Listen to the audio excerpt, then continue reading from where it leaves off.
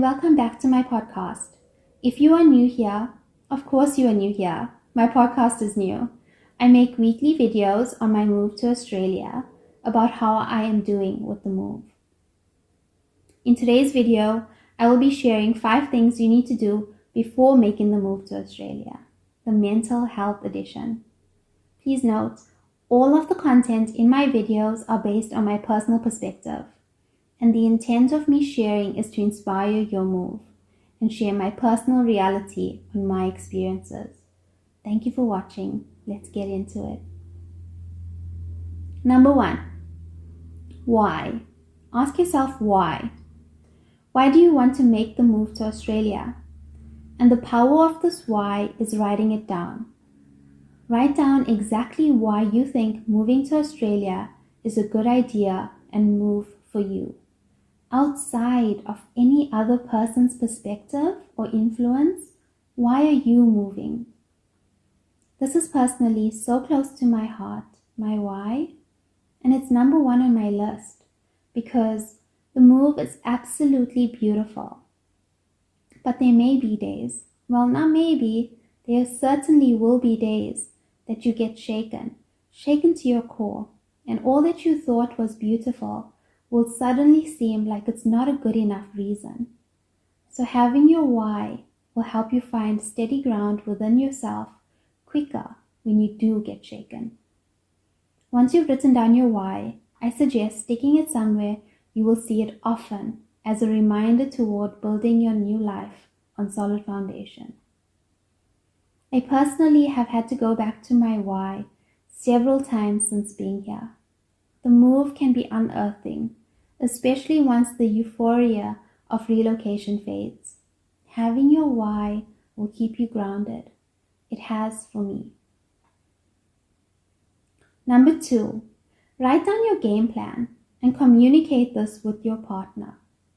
In any sport, an athlete has a game plan on strategy to keep them aligned to the outcome.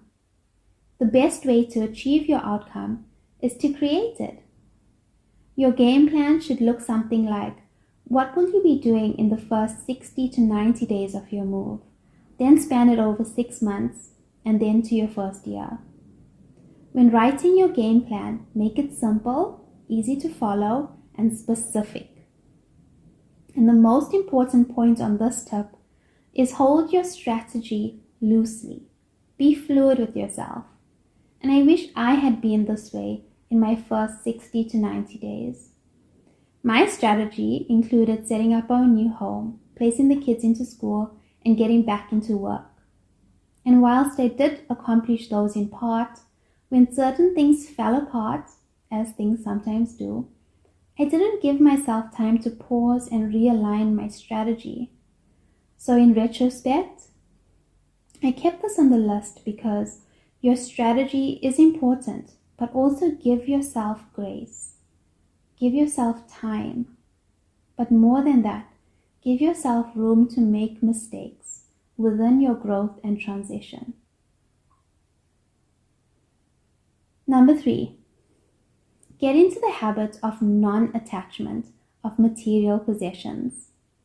If you haven't made your move yet, you are probably still in your comfort zone. So do this while you are still in the known. Start to let go of being attached to things, and only you know your level of attachment to materialism. The move will expose you in this area, but if you let it, it may just liberate you. Think of when you're boarding an airplane. You are only allowed one carry-on with limited weight. When thinking of what you need for your move, bring with you the absolute essentials. All the rest, I would argue, let it go. Now, living in Australia, the habit of non-attachment has been my favorite to adopt.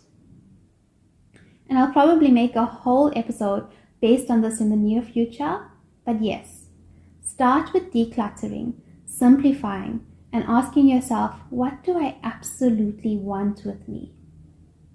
These help me align to not only what I wanted physically, but who I wanted to be in my move intrinsically. Number 4, Write down 5 of your most important goals you want to achieve in the next 10 years. And can you achieve this in your new country? Write down 5 of your most important life goals that you want to achieve for yourself over the next decade.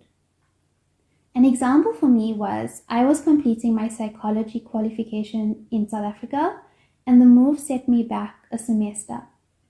But the transition with credits, etc., with research was easily understood. So, can you accomplish your goals in your new country? You'll need to research this one and align them accurately to your plan. But also span your goals over 10 years. I've come to find so much of peace in not underestimating the power of pacing myself. I would overestimate what I could accomplish in a year and underestimate my growth over 10 years. Remember, your life is not a race. Take your time. Make it beautiful. You are the only one living with you in every moment. And the reason for writing down 5 of your most important goals, because goals play such an impactful role in our lives, and adding the transition with your goals will just help you see your life in perspective, and will make the move and the transition so much easier, knowing that what you really want out of your life will be accomplished in your new country. Number 5, probably my most important. Prepare your heart for 3 things: for change, for distance, for isolation before association. I'm going to share a bit on preparing your heart for change. You must learn to embrace change. Change is uncomfortable. Change exposes you because you feel wobbly. It's new. You don't know what to expect. You've never been here before. The best way to flow through change is to embrace it.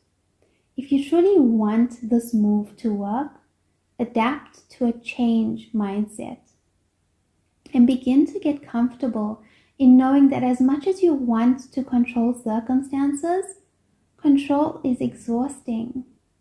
But by embracing the change around you, that will bring peace, ease, and flow. And those are my 5 tips. I pray you find these tips helpful before making your move. I've created a PDF download in the description for you to print out and capture your why and the 4 other prompts you may need before your move. Wishing you all the best, sending you love and ease, and I'll see you in my next episode.